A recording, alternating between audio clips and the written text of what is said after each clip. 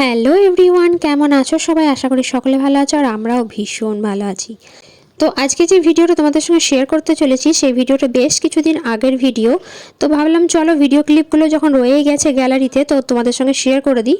তো এখানে দেখতেই পাচ্ছ আমরা পরিবারের সকলে মিলে একটা প্রাইভেট কার ভাড়া করে এখন যাচ্ছি আমরা দক্ষিণেশ্বরে মায়ের মন্দিরে। তারপর দক্ষিণেশ্বর থেকে আমরা গেছিলাম আদ্যাপীঠ। তো আদ্যাপীঠ দক্ষিণেশ্বর থেকে কতটা দূর, কিভাবে যেতে হয়, ওখানে কি হয় সব কিছুই তোমাদের সঙ্গে শেয়ার করেছি। ভিডিওটা শেষ পর্যন্ত দেখো, আশা করি তোমাদের ভালো লাগবে।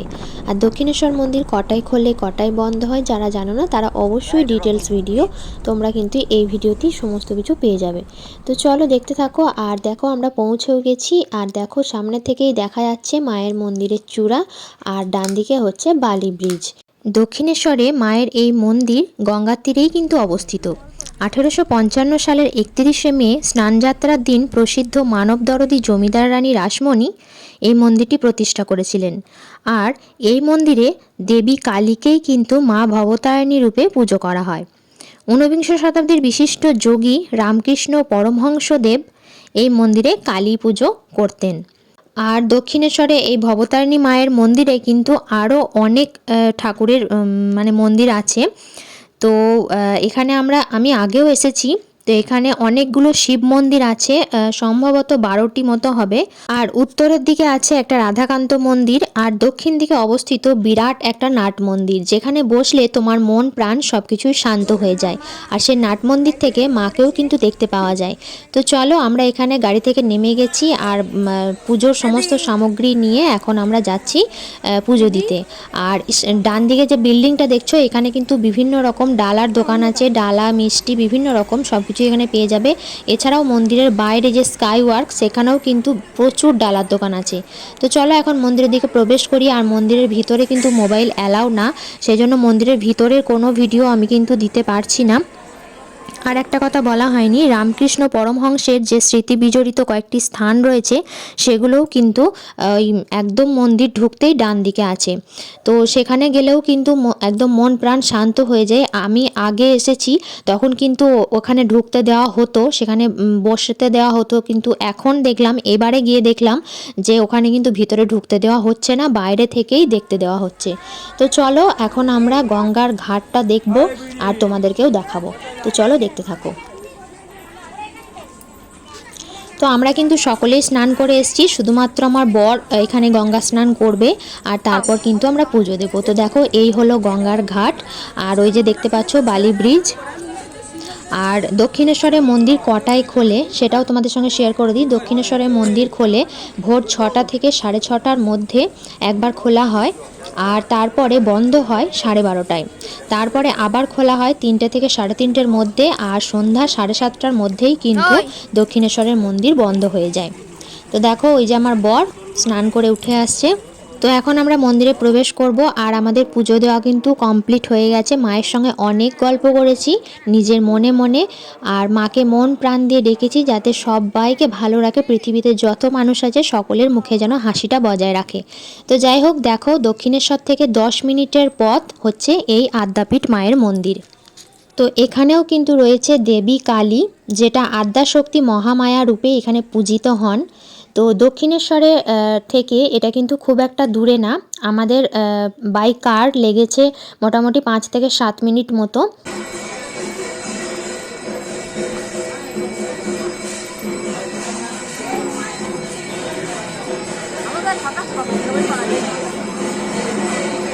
তো দেখতেই পেলে আদ্যা মায়ের মন্দির কতটা উচ্চতা। কাছ থেকে কিন্তু কাউকেই ঠাকুর দর্শন করতে দেওয়া হয় না, অনেকখানি দূর থেকে মাকে দর্শন করতে হয়। আর এখানে মায়ের মূর্তি কিন্তু বড়ই অদ্ভুত, কিন্তু ভীষণই সুন্দর।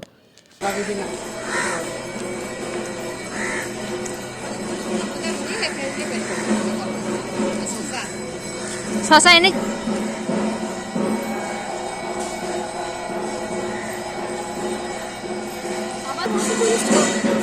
তো হবে না।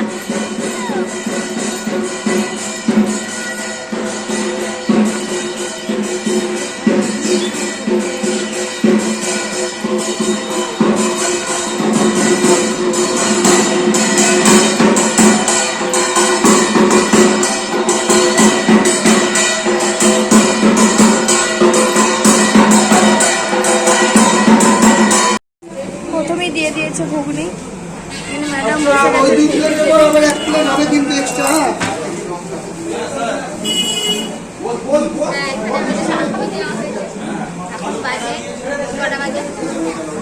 এগারোটা, পৌনে 11টা।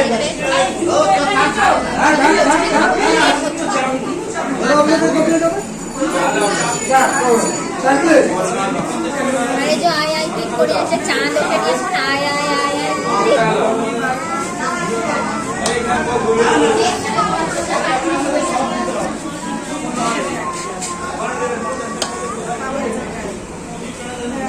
এই আদ্যা মায়ের মন্দির চত্বরটি কিন্তু অনেকখানি জায়গা জুড়ে। আর তোমরা আগেই দেখলে আমরা এখানে টিফিন করছি, এখন বাজে বেলা 11:30। আর একটু পরেই কিন্তু এখানে ভোগ খাওয়া হবে। এখানে টিকিট মূল্য হচ্ছে 60 টাকা, যেটা 10টার মধ্যেই কিন্তু টিকিটটা কাটতে হয়। আর এখানে মন্দির খোলার টাইম কিন্তু খুবই সীমিত, ভোর 4:30 থেকে 5টা, আবার 10:30 থেকে 11টা, আবার সন্ধ্যা 6:30 থেকে 7টা পর্যন্ত কিন্তু মন্দির খোলা থাকে। তো এই সময় কিন্তু তোমরা মায়ের দর্শন করতে পারবে।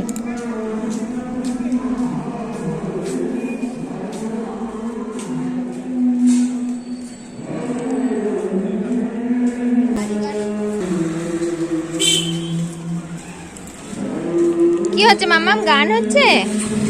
ওঠো, চলে এসো, ওঠো। এখানে মায়ের মূর্তি ভীষণই সুন্দর। প্রথমেই আছে রাধাকৃষ্ণর মূর্তি, তারপরে আছে আদ্যা মা, আর একদম নিচে আছে রামকৃষ্ণ পরমহংসদেব। তিনটে মূর্তি কিন্তু পরপর সাজানো, সেই জন্যই কিন্তু মন্দিরের উচ্চতাটা অতখানি। তো ভীষণই সুন্দর লাগে, মনে এক অন্যরকম মানে ভক্তি বিরাজ করে। যারা এসেছো তারা অবশ্যই জানবে। আর এদিকে দেখো আমার মাম্মাম কি করছে, এখানে গাছের পাতা মানে ধরবে, সেই জন্য আমাকে বলছে কোলে কোলে। তো কোলে তুলে নিয়েছি, এখনও পাতা ধরে মানে খেলা করবে। আর এখানে আমরা অনেকক্ষণ ছিলাম। মন্দির চত্বর কিন্তু খোলা থাকে, শুধুমাত্র মায়ের যে মূল মন্দির সেটাই কিন্তু বন্ধ হয়ে যায়। আর এখানে কিন্তু বিভিন্ন রকম মন্দির আছে, বাবা জগন্নাথদেব আছেন, রাধাকৃষ্ণ মন্দির আছে, মহাদেবের মন্দির আছে, এগুলোও কিন্তু ভীষণই সুন্দর।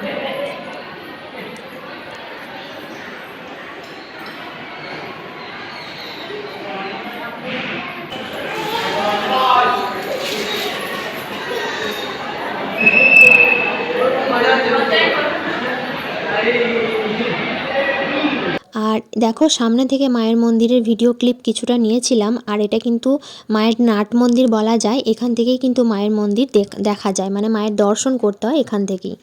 তো চলো এখন তোমাদের বলে দিই ভোগের টাইম কটা। বেলা 11:45 থেকে কিন্তু ভোগ খাওয়ানো হয় বেলা 1টা পর্যন্ত। আর 1টার পর থেকে এখানে অতিথি সেবা করানো হয়, যেখানে বিভিন্ন রকম মানুষ থাকেন, যারা একদমই দরিদ্র বা অসুস্থ, এরকম বিভিন্ন মানুষ থাকে। আর এখানে কোনো লিমিটেশন নেই, অনেক মানুষ কিন্তু একসঙ্গে বসে খেতে পারেন। তো চলো এখন আমরাও খেতে বসে যাব। আর আমরা এখন ঢুকে গেছি সেখানেই। তো এখানে আমি সঠিক বলতে পারবো না, কিন্তু আন্দাজ 1 থেকে 1,500 মানুষ একবারে বসে খেতে পারবেন। তো চলো এখন দেখো এখানে কি কি মেনু আছে। আর এখানে মেনু কিন্তু ভীষণই সুন্দর, আর খেয়ে একটা ভীষণই তৃপ্তি। আর দেখতে পেলে আমি একটা টিফিন কৌটো তোমাদের দেখালাম, যেটার মধ্যে আমার মাম্মামের জন্য একটুখানি ভোগ নেব।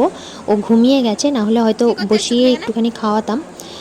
তো ও তো সেইভাবে কিছু খেতে পারে না, তো একটুখানি যা হোক কিছু একটা ভোগ নিয়ে ওর মুখে দেবো, সেই জন্যই আমি ওই টিফিন কৌটোটা এনেছি। তো চলো এখন দেখে নাও, এখানে আমাদেরকে পাতা দেওয়া হয়েছে, এখন গ্লাস দেওয়া হচ্ছে।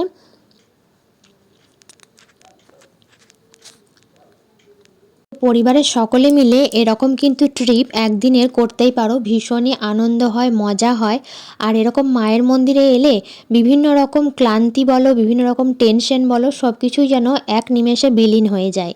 তো দেখো দেখতে দেখতে আমাদের পাতে পড়ে গেছে প্রথমেই লম্বা লম্বা বেগুনি, তো তারপর দেওয়া হয়েছিল গোবিন্দভোগ চালের পোলাও। তো এখানে কিন্তু সব রকম ভোগই আছে, পোলাও, ভাত, খিচুড়ি, পায়েস, তার সঙ্গে ছিল চাটনি, আর ছিল 2 রকম তরকারি। তো মাত্র 60 টাকার বিনিময়ে এত ভালো খাওয়া দাওয়া আর এত ভালো রান্না, তোমরা মানে খেয়ে মন শান্ত হয়ে যাবে। তো যাই হোক দেখো এখন খাবার দেওয়া শুরু হয়ে গেছে। আর এখানে এসে আমি তো বলবো ভীষণ আনন্দ হয়েছে আমাদের সারা দিনটা ভীষণ মজায় কেটেছে। আর আমার মাম্মাম তো এরকম পরিবেশ ভীষণ পছন্দ করে, তোমরা আগেই দেখেছো মন্দির চত্বরে কত দৌড়াদৌড়ি করছিল। তো যাই হোক, চলো ভিডিওটা কেমন লাগলো অবশ্যই জানিও। আর যেসব ইনফরমেশন তোমাদেরকে আমি দিলাম এই ভিডিওতে, এর বাইরেও যদি কিছু জানার থাকে তো অবশ্যই কমেন্ট করতে পারো। তো চলো আজকের মতো টাটা, আবারও ফিরে আসবো নেক্সট কোনো ভিডিও নিয়ে।